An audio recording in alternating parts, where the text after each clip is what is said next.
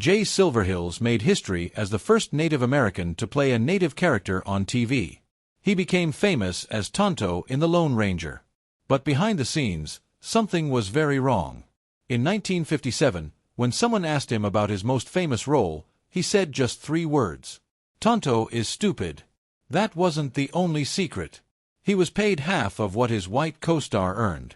A director once tried to physically attack him on set, and the name Tonto itself meant something he could never escape. Today, we're uncovering what really happened to the man who smiled on camera but suffered in silence. Jay Silverheels was born Harold J. Smith on May 26, 1912 on the Six Nations of the Grand River Reserve near Hagersville, Ontario. He came from a large Mohawk family, one of at least 10 kids crammed into a small house. His father, Alexander George Edwin Smith, was a Kaga War hero who earned the Military Cross in World War I for bravery at the S&ERA. But after the war, he came home damaged, deafened by artillery, stuck on a farm, and surviving on just $49 a month from the Canadian government. His war medals didn't feed the family. His injuries never went away. Harold saw him suffer headaches and hearing loss every day. His mother, Mabel, was part Mohawk, part Seneca, and carried the weight of keeping the house running. She used traditional medicine because doctors wouldn't see them. They couldn't afford much, and what little they had came from the land, trade, or herbal knowledge. Poverty wrapped around their lives from the start. By age 5, Harold was already showing signs of athletic talent, racing around in local lacrosse matches on the reserve. By 19, he was playing box lacrosse professionally for the Toronto Tumps under the name Harry Smith. He didn't go alone. His cousins and brothers, Porky, Beef, and Chubby, were right there with him, traveling through Buffalo, Rochester, Atlantic City, and beyond. They played nearly non-stop through the 1930s, earning money, dodging poverty, and building a name. That name became Silverheels, given to Harold after he sprinted past a defender so quickly it looked like his shoes flashed silver. It stuck. Music. Newspapers picked it up. Fans showed up just to see him run. One season, music. He scored more than 4 goals a game, and coaches started assigning 2 men just to guard him. But athletic fame didn't mean freedom from the system. Harold grew up while Canada's residential schools tried to erase Indigenous languages.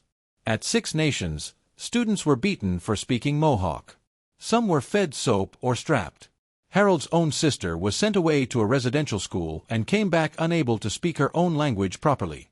Families were torn apart by policies that banned ceremonies, punished their spirituality, and pushed them into silence. Officials called them lazy. They said they lacked the ability to compete. That message lingered not just in reports, but in everyday life, in how people looked at them, talked about them, treated them. When the Great Depression hit in the 1930s, Harold's family, like many others, sank deeper. They moved to Buffalo. Harold worked odd jobs, labored on farms, did whatever it took. His father, despite being a decorated veteran, could barely move without pain. His mother bartered away family heirlooms to get food. Government rations were often spoiled. Harold saw his parents give up everything just to keep the lights on. That kind of poverty didn't just hurt the stomach. It made people feel like they didn't exist. Still, Harold pushed forward. His speed on the lacrosse field opened doors. In 1932, he went pro and played for money, $75 per game, big cash during the Depression. In one game in Montreal, a rough music foul sparked a brawl and Harold threw punches that got him suspended. But when he came back, ticket sales tripled. People wanted to see him, even if it meant controversy. He made headlines. He kept going. Then came boxing. Harold fought as a middleweight in the Golden Gloves tournament at Madison Square Garden. He made it to the semifinals before taking a brutal punch that broke his jaw in 2 places. The injury ended his boxing dreams, but the prize money kept him afloat. He lost nearly 25 pounds on a liquid diet, but he didn't quit. That fight taught him how to take pain and keep moving. In 1937, he toured Los Angeles with his lacrosse team. One day, while sprinting at Gilmore Stadium, comedian Joe E. Brown noticed him and offered a small film role. Harold performed a stunt, a diving catch that took 11 takes to get right. He was paid $150. That was twice what lacrosse paid. From there, things shifted. He got a Screen Actors Guild card, started calling himself Jay Silverheels, and by the end of the year, he'd appeared in 5 films. He wasn't a star, but he was in. Hollywood didn't roll out a red carpet. He worked as a stuntman, earning less than $20 a day and bus tables at night to survive, but in 1939, he landed a real role in Drums Along the Mohawk. It paid $350 a week, more than he'd ever made. Studios liked the name Silverheels. They told him to use it officially, said it sounded exotic. He took on small roles, mostly playing unnamed Indians. Casting directors made him strip to the waist like he was on display. They judged his body more than his acting. Still, he showed up, learned his lines, and kept getting work. Canadian Mohawk gave Geronimo dignity, but the contradiction wasn't lost on anyone.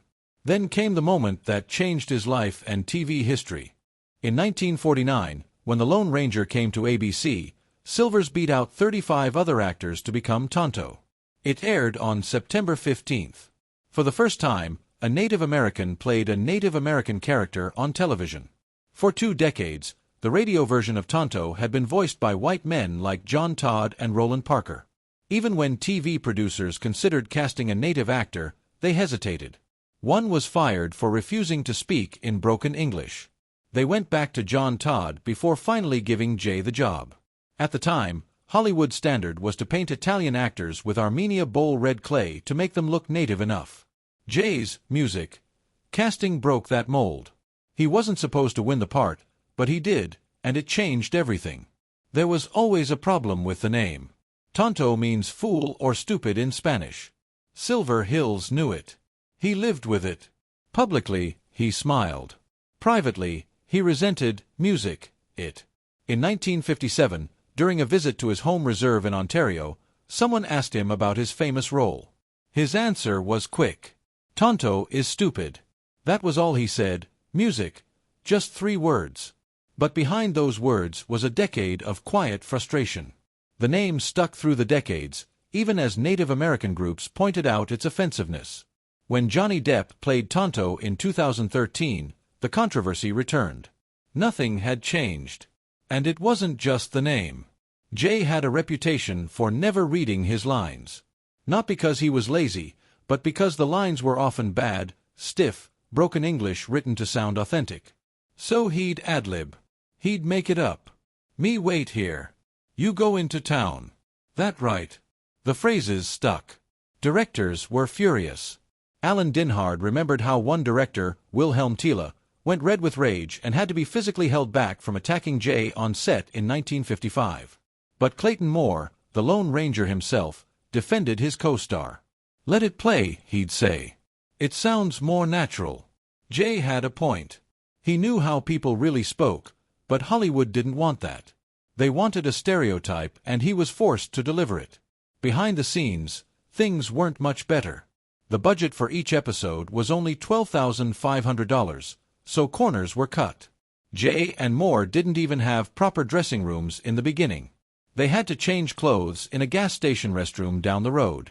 The heat on location was brutal. Music, especially in Chadsworth, where the suede and wool costumes turned into ovens. Jay had enough. One day he refused to dress, just stood there waiting. Moore warned him that delaying the shoot could cost jobs, but Jay wouldn't budge. The next day, private dressing rooms appeared. It was a small win, but it meant something. Jay could have just accepted the fame. He was a star now. The Lone Ranger was one of the top shows on TV. It ranked number 7 in Nielsen ratings for the 1950 to 551 season and stayed in the top 30 for years. Over 8 seasons, they made 221 episodes. But Jay never forgot the cost. He didn't like what Tonto had become. He didn't like being the music sidekick who always spoke in broken sentences. He was fluent, articulate, sharp. But the show didn't let him be that. Then came a scare that stopped the music show cold.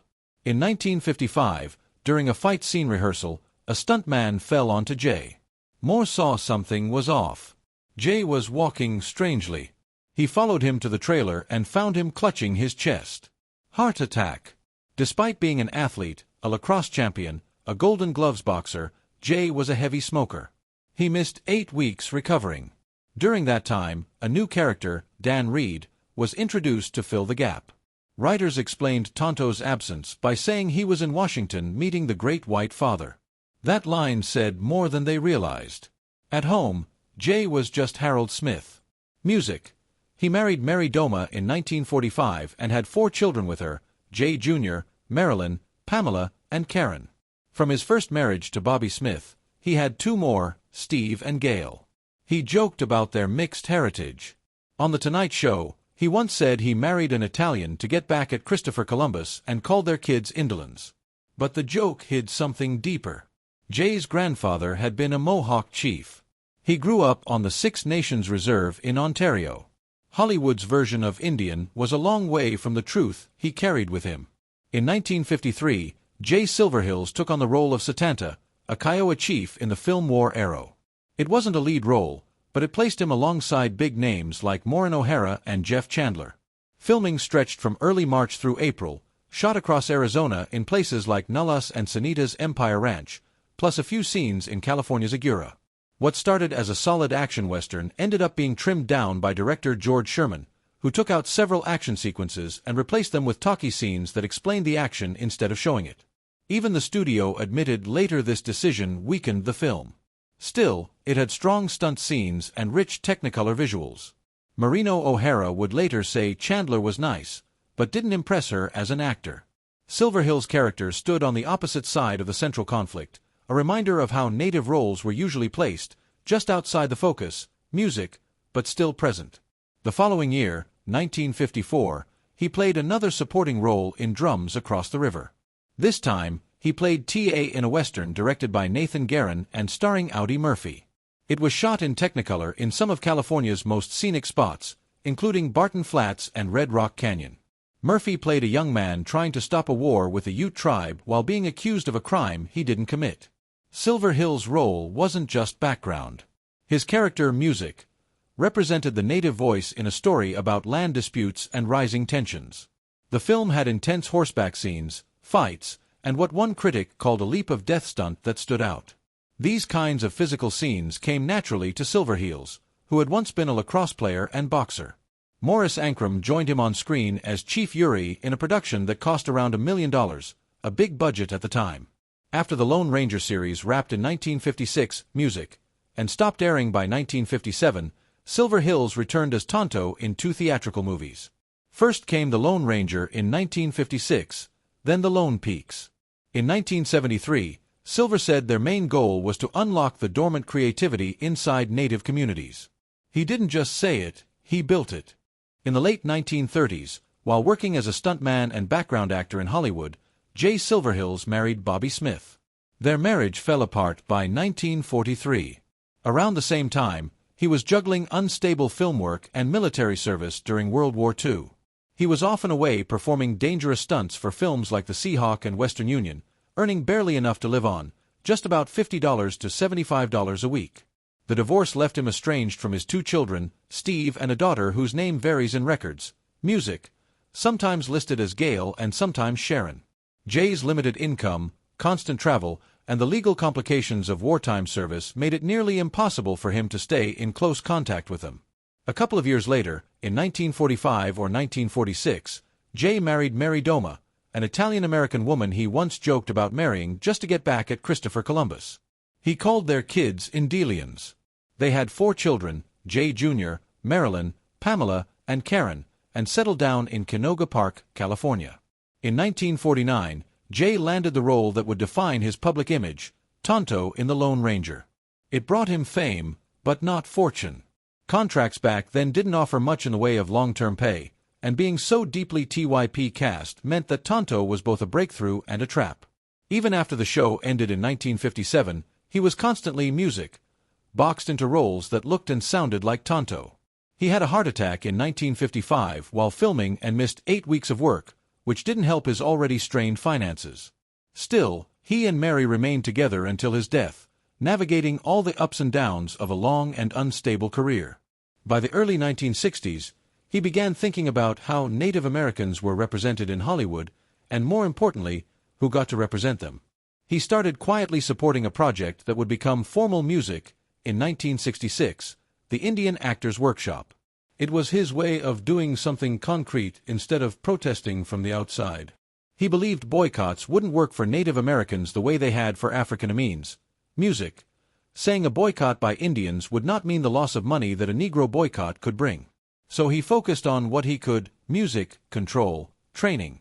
Alongside Noble Kid Chisel and William Bassett, Jay taught acting, voice, stunt work, and even nutrition to aspiring Native actors.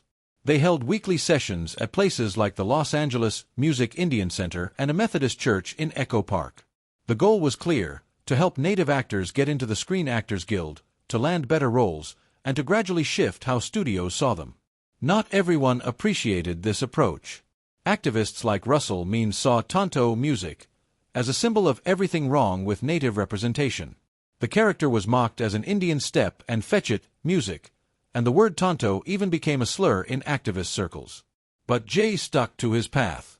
He believed that real change would come not from yelling at the gates but from getting people through them. He even ran a letter-writing campaign to President Eisenhower, Vice President Nixon, and top TV executives, urging better portrayals of Native Americans on screen. The workshop also tackled broader community issues like alcohol abuse and care for the elderly. It wasn't just about acting. It was about identity, pride, and survival. As the 1970s rolled in, Jay took on a second career: harness racing. He earned a provisional driver's license in 1974 and trained horses at Hollywood Park. He enjoyed jogging them around the track, and his fame helped promote races when he went on tour back east in 1973 and 1974. One of the horses he was later honored with, Jay Silverheels, broke a track record at Los Alamitos in 1996. Jay's widow Mary and son Jay Jr. were there to witness it. But by then, Jay had long been gone. In 1975, just as more serious and dignified roles were finally coming his way, he suffered a series of strokes that left him partially paralyzed. In 1976, another major stroke severely affected his speech. On July 17, 1979, just months before his death, he received his star on the Hollywood Walk of Fame. He attended in a wheelchair surrounded by Native dancers. He could barely mumble a few words of thanks. It was a quiet, bittersweet moment for a man who had spoken so loudly with his actions. On March 5, 1980, Jay died at age 67 from complications of that stroke and pneumonia at a hospital in Calabasas. He was cremated and his ashes were returned to the Six Nations Reserve in Ontario, where he, music, was born. His son Jay Silverheels Jr. picked up the family mantle and pursued acting. He appeared in The Legend of the Lone Ranger in 1981, a film plagued by so many production issues that it became a cautionary tale in Hollywood. The lead actor's entire voice had to be dubbed. Original Lone Ranger actor Clayton Moore was legally blocked from wearing the character's mask in public, causing a media storm. The film flopped so badly that its star never acted again. Still, Jay Jr. continued in television, trying to walk the line his father had walked, being proud, being visible, and pushing for better roles for Native actors. Back in 1966, when Jay officially launched the Indian Actors Workshop, he said its main purpose was to tap into the dormant creativity of the Indians. That creativity didn't stay dormant for long. In the years after his death, music, the workshop's influence could be felt in the rise of Native actors like Graham Greene, who was Oscar-nominated for Dances with Wolves and films like Smoke Signals in 1998. The first music feature written, directed, and produced by Native Americans. Jay's name is carved into the concrete of Hollywood and the legacy, music, of Native cinema. He was posthumously inducted into the Western Performers Music Hall of Fame in 1993 and the Canadian Lacrosse Hall of Fame in 1997 under the name Harry Tonto Smith. His portrait still hangs in Buffalo's Shays Performing Arts Center. His influence shows up in every Indigenous storyteller who demands more than stereotypes and chooses to speak, act, and write on their own terms. And even though he once said he cringed inside every time he had to deliver Tonto's broken English lines, he never let bitterness stop him. On The Tonight Show in 1969, he came out as Tonto, looked straight at the camera, and said, "My name is Tonto. Music. I hail from Toronto, and I speak Esperanto." Even when the lines weren't